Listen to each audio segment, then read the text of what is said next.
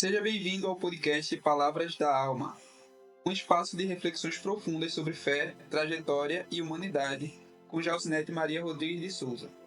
Neste segundo episódio, vamos falar sobre como a comunicação pode ser uma ferramenta poderosa de transformação pessoal.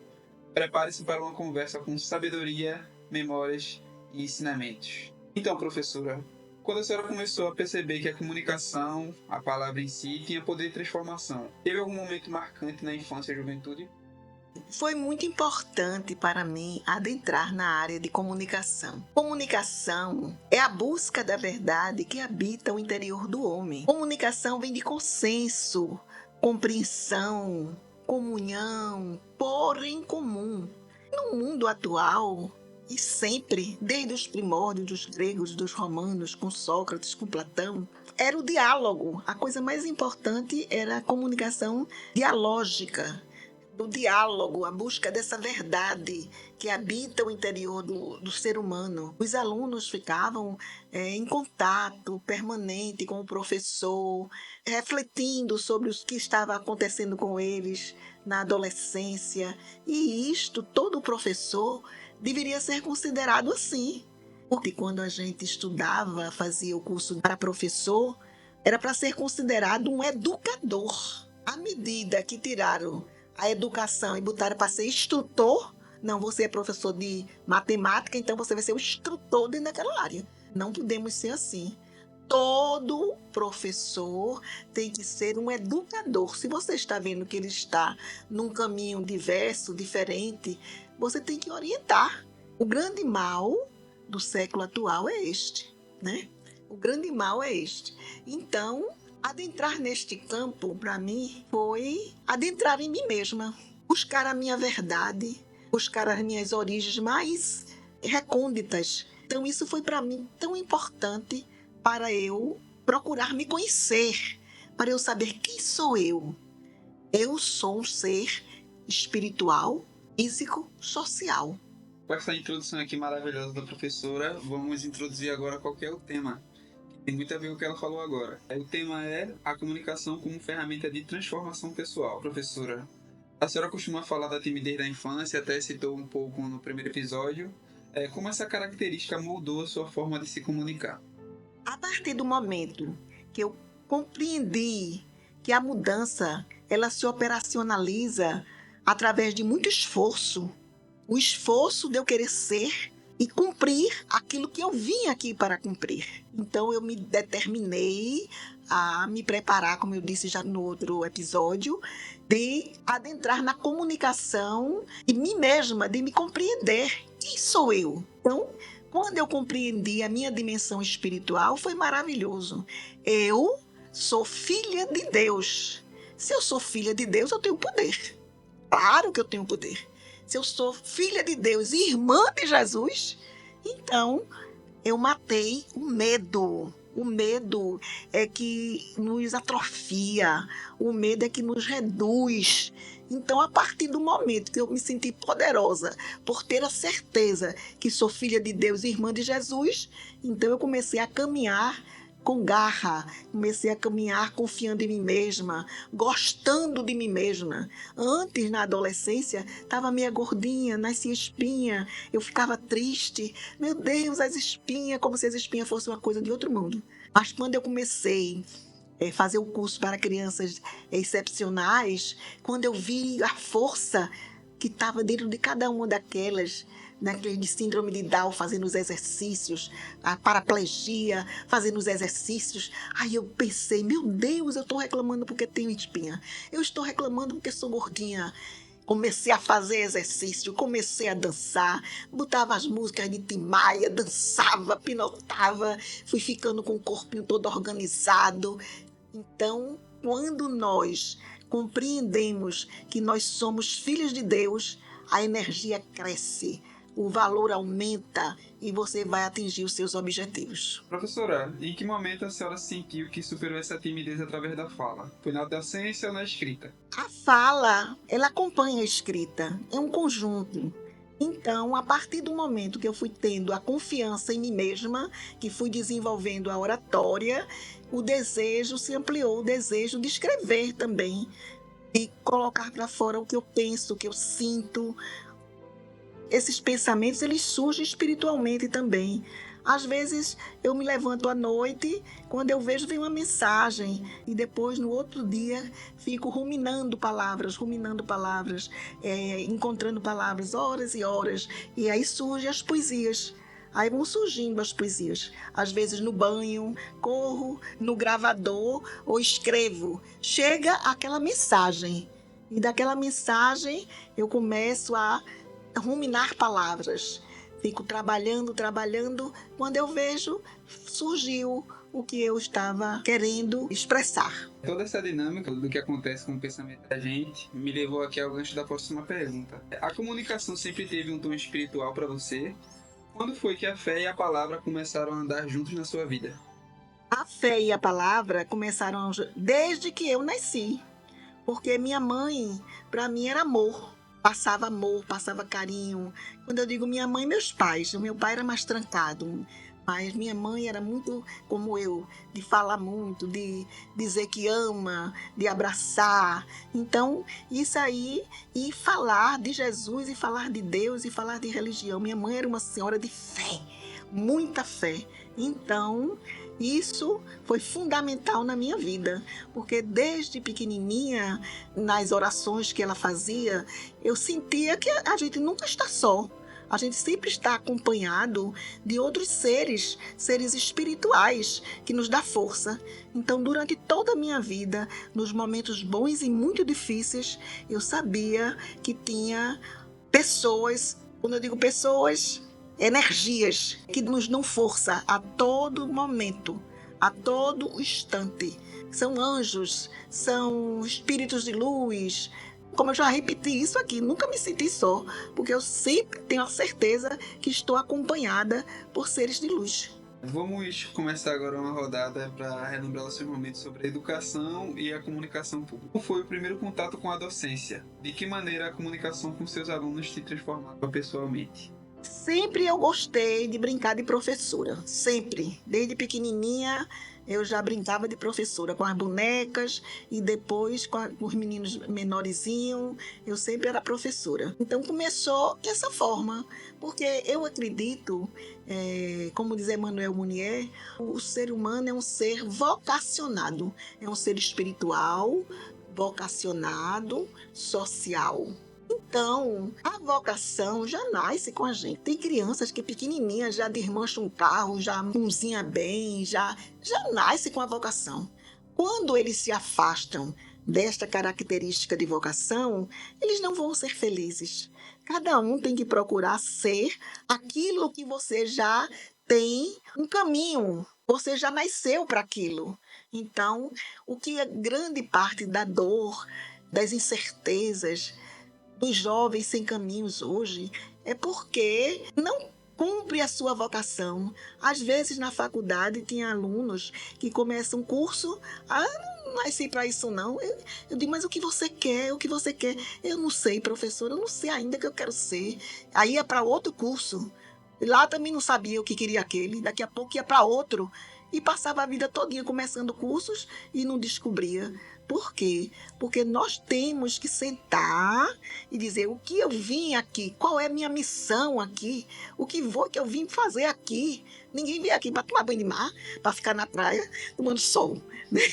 A gente veio que todo mundo tem uma missão, todo mundo tem um caminho. Tem, por exemplo, no Rio de Janeiro, tem aquele que limpava a rua, como é o nome? Gari? O Gari, que se tornou famoso, foi para o Rio de Janeiro, porque ele estava varrendo feliz, tocando samba, cantando, alegre, ficou conhecido por todo mundo, depois foi para as escolas de samba, e assim se tornou famoso, porque ele fazia o que queria. Siddhartha Gautama, Buda, aí ele já dizia, cada um é grande dentro daquilo que executa. Se você varre rua, mas você varre bem feito, varre com alegria, você é grande dentro daquilo. Porque aquela função é fundamental para a sociedade. Toda profissão, não é porque tem que ter um anel, tem que ter doutor, tem que ser isso, não. Toda função, desde que você faça, que você se sente bem, ela é maravilhosa, ela é importante. A docência foi uma característica muito marcante da sua carreira, Mas além de atuar como professora, a senhora também foi palestrante e também como relações públicas da Prefeitura de Olinda. Como essas funções diferentes exigiram formas distintas de comunicação pessoal? A comunicação adentra em todas as áreas. Então, como professora, cada dia que você dá uma aula, cada dia que você aprende novos conceitos, você vai ampliando a comunicação. Em relações públicas, que é da área de comunicação e administração, então você também aplica esses conceitos. Na Prefeitura de Olinda, quando eu iniciei dando treinamento para os funcionários. Quer dizer, era a docência com as relações públicas, porque eu acredito que o Relações Públicas é um sistematizador. Ele vai sistematizar o processo educacional da empresa, para que cada um tenha a responsabilidade de ser uma semente do bem dentro da organização. Porque a empresa é feita por quê? É feita por pessoas. Se cada semente estiver ajustada, estiver consciente do seu dever, então tudo isso vai facilitar a empresa a ser grande.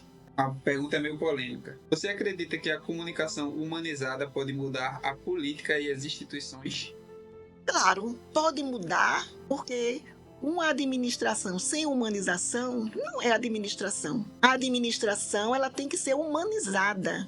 Quanto maior for a humanização dentro das organizações, melhor e mais desenvolvida será. É o processo de desenvolvimento organizacional, ele tem por base o ser humano. Não tem finalidade. Não adianta um administrador que queira produzir sem pensar nos seus funcionários. Porque se o funcionário não está bem, se ele não está feliz, só porque está ali ganhando aquele dinheiro, a pulso, porque está ganhando aquele dinheiro, ele jamais vai produzir bem, jamais vai produzir bem. Então, quanto mais humanizada for a empresa, melhor será o processo de desenvolvimento organizacional. Indo para uma parte mais espiritual, mais íntima, muitos dos seus textos e poesias parecem ter um propósito de cura. A senhora já se sentiu curada através da escrita ou da fala? Escrever, para mim, é um processo terapêutico. Nos momentos mais difíceis da minha vida, como a morte da minha mãe, do meu pai, quando acabei o noivado, o que me salvou desses processos foi escrever. Surge como uma coisa tão natural, é como se eu estivesse colocando para fora, derramando palavras. E aquilo ali é um processo terapêutico. É um processo terapêutico. A partir do momento que você se concentra e que você diz aquilo que está dentro da sua alma, dentro daquilo que está dentro de você, você vai curando. O tempo vai passando e você vai ficando curada daquele momento difícil que todos nós passamos. Então, eu agradeço por demais a Deus, a Jesus, por me dar esta terapia individual. Digo nem que seja individual, porque ela está em contato com os espíritos de luz. Ela está em contato, por exemplo, eu sou muito fã de Santa Teresinha, de Santo Antônio, de São Francisco de Assis. Então, eu falo com eles como se estivesse falando com vocês aqui. Aí peço, escrevo. Agora mesmo eu fiz a poesia de Santo Antônio, nesse momento político, dizendo a ele que já estava cansada de tanto pedir as coisas a ele. Mas eu vou pedir a quem? Pedir a quem está pertinho de Jesus, né? Então, para mim, comunicação é cura. Porque não é pôr em comum, não é comunhão. A palavra não é comunhão. Então é aquela comunhão com Deus, é aquela comunhão com os espíritos de luz, é aquela comunhão com as pessoas que podem me ajudar. São eles que me curam. Eu já me senti na minha vida curada, várias e várias vezes. De processos difíceis, eu me senti curada. Eu conversava com eles, quando eu via, estava ficando curada. Entendeu? Para mim, comunicação é cura. Para mim, comunicação é tudo. Porque a comunicação, eu converso com Deus, eu converso com os amigos espirituais, eu falo demais. Às vezes as pessoas têm que ter cuidado para não cansar as pessoas, porque eu converso com as pessoas, eu estou sempre em contato do diálogo. E fico muito triste quando, assim, o mundo de hoje, as pessoas ficam muito introspectivas, porque há muita depressão, muita tristeza dentro das crianças, dentro dos adolescentes, porque arrancaram arrancaram o processo vocacionado e arrancaram o processo espiritual. As escolas, antigamente, antes de adentrarmos nas classes, tinha oração. Todos os colégios a gente rezava, cantava o hino. Isso não é patriotismo, cafonice, não. Isso aí é o alicerce do ser humano. Quando não há alicerce, aí vira o caos. Tirar a religião. Antigamente, por exemplo, eu fiz o curso de Anchieta, curso de catequista, Anchieta. Dei aulas, antes de me formar, já estava fazendo estágio nas igrejas, dando catequese. Hoje, ninguém vê mais, não, porque não pode, isso é influenciar os meninos, não. Cada um vai seguir o seu caminho, mas que tem que dar, não importa se é religião A, B ou C, não é isso. A religião que eu falo é esta ligação espiritual com o alto, esta ligação espiritual com a sua origem, com os seres de luz. Então, tiraram isso. Aí o que é que acontece? O menino e a menina, com 12 anos, não estão compreendendo, aí ficam sofrendo, entram em depressão, é angústia, é isso, é aquilo. Não. Antigamente, os meninos às vezes não tinham nada, às vezes interiorando, uma família com a mãe tinha 18 filhos, 16, e o menino tudo sadio em contato com a natureza. Então a comunicação, ela tem a intracomunicação. O que é a intracomunicação? É a comunicação consigo mesmo. Então hoje não se fala nisso mais. Quando a gente estuda como estudava antigamente comunicação, tinha a comunicação, a intracomunicação, que é o primeiro nível da intracomunicação. Você, por exemplo, vai falar com uma pessoa, um casal, vamos dar um exemplo de um casal. Aí vocês estão brigados. Aí você pensa assim, eu vou dizer isso a ele, eu vou dizer aquilo a ele, eu vou dizer... Aí você depois fica pensando, não vou dizer isso não. Se eu disser isso, ele vai ficar assim, ele pode ir embora, ele pode fazer isso, ele pode fazer aquilo. Aí você, nessa ruminação do que você vai fazer, chamada de intracomunicação, você vai livrar, às vezes, de acabar um namoro, de acabar um casamento, porque você questionou, porque você fez uma avaliação. Mas hoje, quando vocês estão em um propósito dos dois em atrito, já diz logo o que tem que dizer, o outro diz o que tem que dizer, aí tem um conflito e às vezes um relacionamento tão bom, ele é terminado porque não há intracomunicação. Esse mergulho, primeiro temos que mergulhar no que eu vou dizer. Porque quando a gente está bloqueado emocionalmente, a gente diz coisas que jamais queria dizer. Então é necessário fortalecer a intracomunicação, a chegar ao nível da comunicação, para haver um feedback satisfatório. Vamos fazer agora uma pergunta para encerrar o programa, já estamos chegando aqui. O que você diria sobre o poder da comunicação como caminho da libertação pessoal? Comunicação é vida, comunicação é liberdade. Então, para eu me libertar, eu tenho que aprender esses vários níveis da comunicação. Eu tenho que primeiro aprender a me ligar ao alto, a comunicação espiritual, para poder ter força, para ter coragem de enfrentar as vicissitudes da vida. Tenho que me ligar a mim mesma para me fortalecer, para que ninguém venha me alienar com as suas palavras, me colocando para trás. Porque muitas vezes as pessoas são colocadas para trás. Ah, você é isso, esse negócio de preconceito, esse negócio de bullying, esse negócio... Não, isso aí tudo é que faz mal. Você é o que Deus lhe fez. Você é bonito, você é bom. Esse negócio de preconceito de cor, preconceito sexual, isso tudo, todo mundo vivia e todo mundo era feliz. Não tinha essa dor, o que inventaram. Essa vitimização, o que pôde existir de pior, é essa vitimização. Pessoas antigamente, como Machado de Assis, origem negra também, ele se tornou o quê? O maior escritor do Brasil. Pessoas que estudavam no candeeiro, tinha pobreza, e ninguém se sentia a pior das pessoas, a vítima. Não, esse sofrimento, muitas vezes, foi razão, impulso para ele chegar ao que chegou. As nossas dificuldades são trampolins. Agora, a personalidade pode ser eficiente ou deficiente. Se alguém diz alguma coisa a você e você fica, é uma personalidade deficiente. Se alguém diz alguma coisa a você, pois agora eu vou mostrar quem sou eu. Então, sua personalidade sendo eficiente, você vai tomar aquilo como um trampolim para você atingir os seus objetivos e não para você decair. E não ter esse negócio de que, por exemplo, é de cor. Isso é uma coisa tola. Esse negócio de a pessoa passa porque é negro, porque é isso, porque é aquilo, como é o nome disso que dá? Racismo? Racismo e direito a entrar na faculdade, como é? É, cota. Cota. Não tem coisa pior do que cota. Não existe coisa pior do que cota. Porque se a pessoa é negra, aí você vai para um médico, um branco e um negro. Ah, eu não vou com esse médico não, ele entrou por cota. Quer dizer, o preconceito já vai piorar o preconceito. Porque negro e branco não tem diferença. Asiático, europeu, brasileiro, não tem diferença. Todos nós somos pessoas. Todos nós somos filhos de Deus. Todos nós temos valor. Agora, você tem que se dar ao valor. Você que tem que dar o seu valor. Eu tive alunos afros que eram um crânio e a inteligência suprema, a sua inteligência maravilhosa, que eu admirava por demais. Então tem negócio de conhecimento, faculdade, concurso, conhecimento. Isso tudo foi criado para transformar o mundo no que está acontecendo, nesse caos que está acontecendo.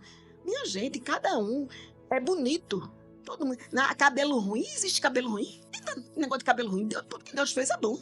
Então, todo cabelo é bom.